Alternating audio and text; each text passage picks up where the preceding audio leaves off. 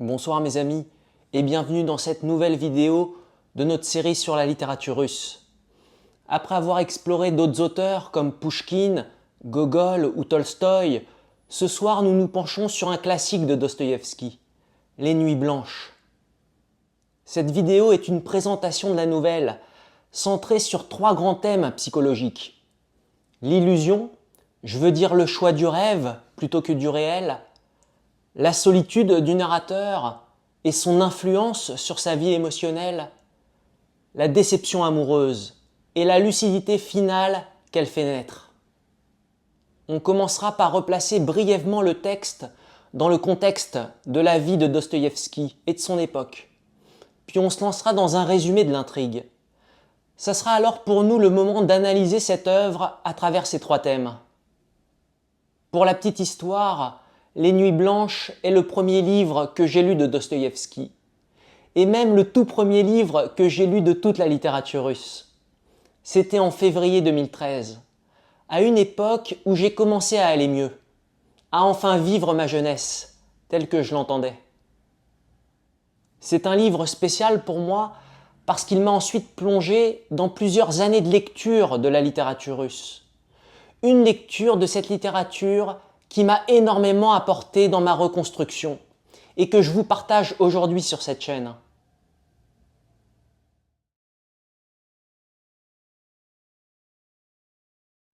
Fyodor Mihaïlovitch Dostoïevski naît en 1821 à Moscou et meurt en 1880 à Saint-Pétersbourg. Il est l'un des plus grands écrivains russes du XIXe siècle, connu pour ses romans monumentaux comme Crime et Châtiment, Les Frères Karamazov, L'Idiot et bien d'autres. Les Nuits blanches est une œuvre de jeunesse, publiée en 1848. Je veux dire qu'à cette époque, Dostoïevski est encore un jeune écrivain, romantique et sensible. Il n'a pas encore connu les grandes épreuves de sa vie. L'arrestation de 1849, le bagne, la maladie, les dettes, qui viendront donner une profondeur plus tourmentée à ses œuvres ultérieures. Il a déjà rencontré le succès avec Les Pauvres gens, publié 2 ans plus tôt, et il écrit plusieurs nouvelles empreintes de mélancolie. Les Nuits blanches s'inscrit donc dans cette première période, plus insouciante, plus rêveuse, avant que la vie ne l'oblige à affronter les côtés les plus sombres de son existence. D'ailleurs, à ma connaissance, l'expression « nuit blanche » désigne les longues nuits lumineuses de l'été à Saint-Pétersbourg. Durant ces nuits, le soleil ne se couche que vers 21 h, pour se lever ensuite vers 1 h du matin, si je ne me trompe pas. Dostoïevski utilise cette ambiance pour installer son récit. La ville apparaît à la fois endormie et éveillée, pour créer une atmosphère flottante, entre rêve et réel, parfaitement adaptée à l'errance du narrateur, comme on va le voir. Quand on lit cette nouvelle, on y découvre beaucoup de sensibilité.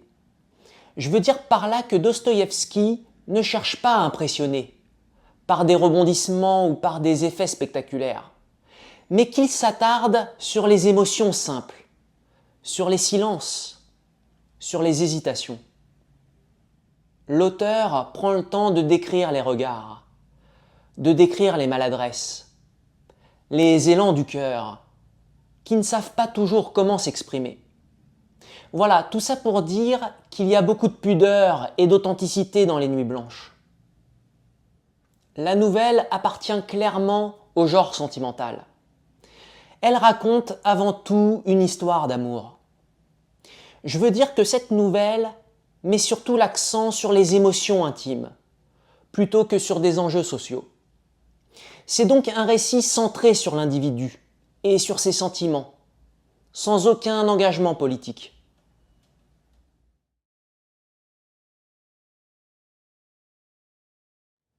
L'histoire se déroule un été, à Saint-Pétersbourg, pendant les Nuits blanches. Ces nuits où le soleil ne disparaît jamais tout à fait, et où la ville semble flotter entre le jour et la nuit. Le narrateur est un jeune homme de 26 ans. Il travaille dans un bureau. Il vit seul et il passe son temps à rêver. Le jour, il s'ennuie. Et le soir, il sort marcher dans les rues presque vides.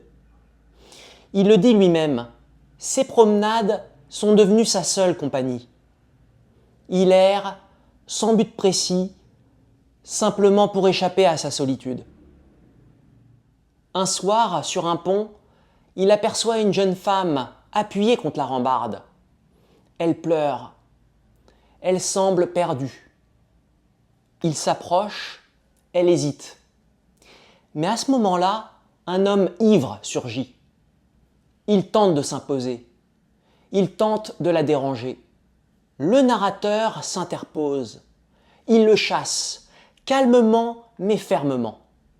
Et c'est peut-être ce geste qui crée entre eux un premier lien de confiance. La jeune femme s'appelle Nastenka. Elle vit avec sa grand-mère, qui est aveugle. Sa vie domestique est marquée par la solitude et la monotonie, tout comme celle de notre narrateur. Elle raconte qu'elle attendait ce soir-là un jeune homme, un étudiant, avec qui elle avait rendez-vous, mais il n'est pas venu.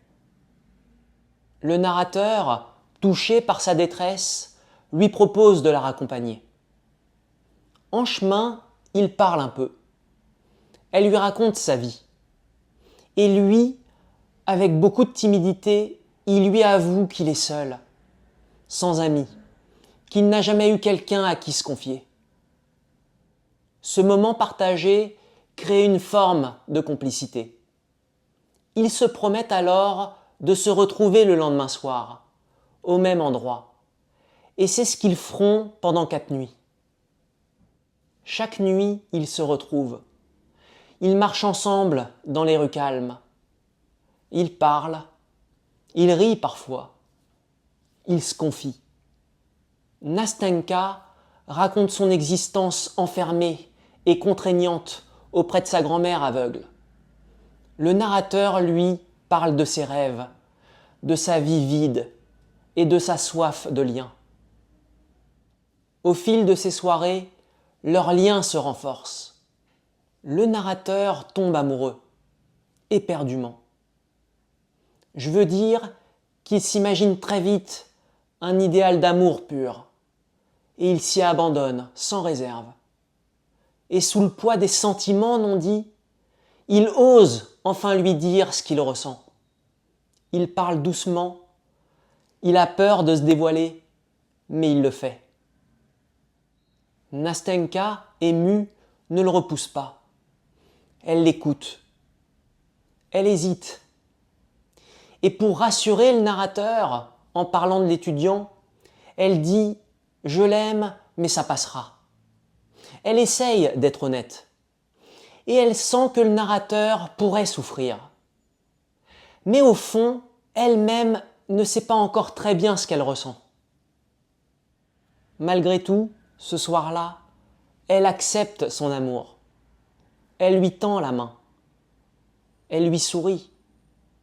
Tous les deux, ils se laissent aller à y croire. Ils font des projets. Ils s'imaginent vivre ensemble. Peut-être même que notre narrateur pourrait emménager chez elle comme locataire. Finalement, tous les deux rayonnent, comme presque ivres d'espoir. Mais soudain, au détour d'une rue, il croise un homme. C'est lui, l'étudiant. Aussitôt, Nastenka pousse un cri, s'arrache des bras du narrateur et court vers l'autre. Elle ne se retourne même pas vers notre narrateur. Elle et l'étudiant disparaissent. Le narrateur reste là, figé. En un instant, tout s'effondre. Le rêve des 4 nuits et leur avenir à deux s'évanouissent. Pas de mots, pas de larmes, juste ce vide et le retour brutal au réel. Le lendemain matin, il trouve une lettre de Nastenka. Elle lui écrit qu'elle a retrouvé l'homme qu'elle aimait, qu'elle l'épousera et qu'elle est désolée. Elle le remercie pour sa douceur et pour sa présence, mais c'est fini. En lisant cette lettre, le narrateur comprend que ces 4 nuits ont été les seules où il a vraiment vécu. Avant ça, sa vie n'était que routine. Avec Nastenka, il a connu le bonheur, l'amour, même s'il n'a pas duré. Et maintenant, il est seul à nouveau, peut-être même plus seul qu'avant. Il se dit qu'il sera toujours aussi seul, même dans 15 ans. La nouvelle se termine sur cette pensée mélancolique, une forme de résignation douce, comme si le narrateur acceptait que ce bonheur n'était qu'un passage, un rêve éclair dans une vie monotone. Et après l'ivresse des nuits blanches, il retourne à sa solitude.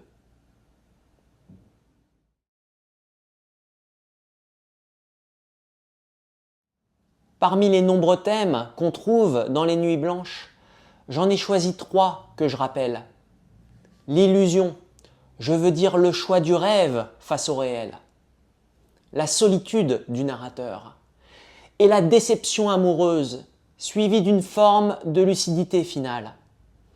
Chacun éclaire un aspect de la psychologie des personnages et nous offre des clés de lecture du texte.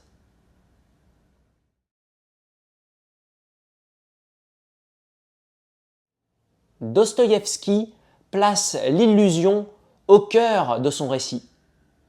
Le narrateur se décrit lui-même comme un rêveur. Il préfère la richesse de son monde intérieur à la monotonie de son quotidien. Il vit dans ses pensées. Il se crée un univers à part, où il peut aimer, parler, exister pleinement, loin des regards et de l'indifférence. Quand il rencontre Nastenka, il saute à pieds joints dans ce rêve. En quelques nuits à peine, il imagine un avenir enchanté, un mariage, une maison, une vie paisible. Il transforme ses promenades nocturnes en contes de fées. C'est une forme d'aveuglement doux, mais compréhensible, parce que face à une vie grise, sans lien, sans chaleur, on comprend ce besoin d'embellir, ce besoin d'espérer. Le narrateur s'enivre d'un idéal, et peu à peu, il finit par confondre ce qu'il imagine avec ce qui est vraiment. Dostoïevski joue sur cette frontière floue entre le rêve et le réel. Il nous laisse savourer les hésitations, les confidences, les regards. Et puis soudain, il fait tout basculer. En quelques lignes. L'arrivée de l'étudiant vient interrompre soudainement ce moment suspendu. Comme un réveil brutal, sans transition. Le rêve éclate. Le réel reprend ses droits. C'est douloureux, mais c'est aussi un moment de vérité. Le narrateur, d'une certaine manière, savait. Il sentait que ce bonheur n'était peut-être qu'un mirage, mais il a préféré y croire quand même. C'est là toute la subtilité de cette illusion. Ce n'est pas un simple mensonge, c'est un refuge, un espoir, et peut-être même un choix assumé. Celui de vivre quelque chose de beau, même si c'est court, même si ça finit mal. En ce sens, les nuits blanches nous parlent aussi de nous, de notre propre tendance à rêver, à projeter, à fuir parfois un réel trop froid. On ne vit pas dans un roman, mais on se raconte des histoires pour beaucoup d'entre nous. Et parfois, ces histoires nous tiennent debout. Mais la nouvelle nous rappelle aussi qu'on ne peut pas rester éternellement dans une bulle. L'illusion est douce, mais le réel finit toujours par revenir. Et il faut alors apprendre à composer avec cette chute, avec cette fin. Et si cette fin fait mal, elle révèle aussi quelque chose de précieux. C'est qu'on a aimé, c'est qu'on a espéré, et qu'au fond, on a vécu.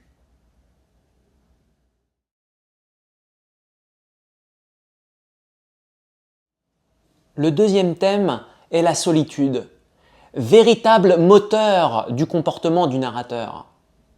Dès les premières pages, il apparaît complètement isolé, sans famille proche, sans amis. Sa vie est terne et morne, pour reprendre ses mots. Il se sent invisible le jour et sa seule compagnie, c'est le silence des nuits. Cette solitude explique tout. Elle explique ses longues marches dans les rues désertes, comme une quête de vie dans une ville endormie. Elle explique pourquoi il accorde tant d'importance à ses promenades. Et surtout, elle explique la force avec laquelle il s'attache à la présence de Nastenka. Sa solitude le rend très sensible et authentique. Je veux dire par là qu'il n'a pas l'habitude de parler ou d'être écouté. Et donc, chaque mot gentil de Nastenka prend pour lui une ampleur extraordinaire. Il s'exprime aussi sans détour, comme s'il n'avait plus rien à perdre. Et en ça, ses monologues intérieurs sont d'une sincérité frappante. Sa mise à nu nous touche. Et on voit bien que sa solitude, imprimée en lui, déteint sur son discours. Sa solitude rend la rencontre avec Nastenka encore plus marquante. Quand elle entre dans sa vie, c'est d'abord une lumière qui éclaire enfin une existence restée dans l'ombre. Les 3 premières nuits lui offrent une joie qu'il n'osait même plus imaginer. Mais cette lumière est de courte durée. La séparation ultérieure le ramène à sa condition initiale, mais avec une intensité décuplée. Je veux dire par là que la souffrance d'un être isolé est d'autant plus grande quand on lui retire l'étincelle de chaleur qu'il avait enfin trouvée. Il faut aussi noter que la solitude du narrateur est le moteur de son empathie. Je veux dire par là que quand on a trop longtemps goûté à l'absence des liens, chaque relation, même brève, devient précieuse. Et je pense que c'est pour cette raison qu'en tant que lecteur, je me suis vite attaché à ces 2 personnages. Parce qu'on sent que c'est fragile et qu'un faux pas pourrait tout briser.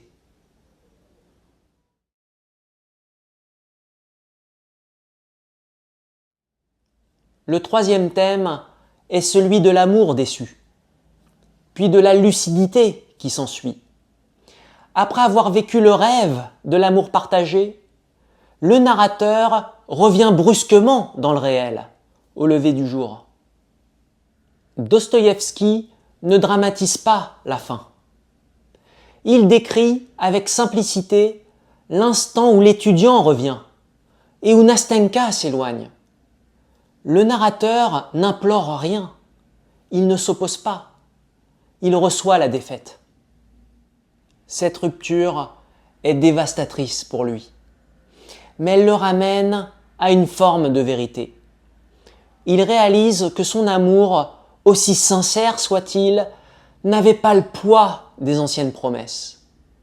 Dostoïevski écrit qu'un amour de quelques jours n'était pas de taille contre un amour d'une année. Le narrateur passe par la douleur, mais il passe aussi par l'acceptation. Il ne se révolte pas. Au contraire, il reprend tranquillement le cours de sa routine. Cette acceptation peut paraître calme, mais elle est lourde de sens. Le narrateur fait preuve d'une lucidité douloureuse. Il comprend enfin que ses illusions, vivantes quelques nuits, n'ont pas survécu au matin. Cette maturité d'esprit, acquise dans la douleur, est en soi une leçon. Je veux dire par là que le narrateur ne gagne pas une histoire d'amour, mais il gagne la conscience accrue de ses sentiments. Il sort grandi de cette histoire, même s'il repart seul. Dans cette nouvelle, on apprend qu'un beau rêve peut se briser et qu'il faut savoir faire le deuil de ce qui n'a pas eu lieu.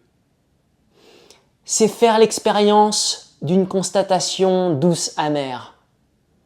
Et d'ailleurs, cette ambivalence, je veux dire la tristesse de l'échec, mêlée à une certaine élévation de l'âme, est très présente dans la littérature russe.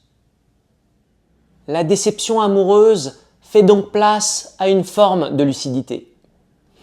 Le rêve s'achève, mais le narrateur conserve quelque chose. Il ne repart pas indemne.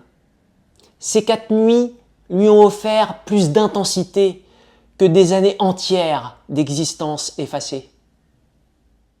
Je vous remercie de m'avoir suivi jusqu'au bout de cette présentation.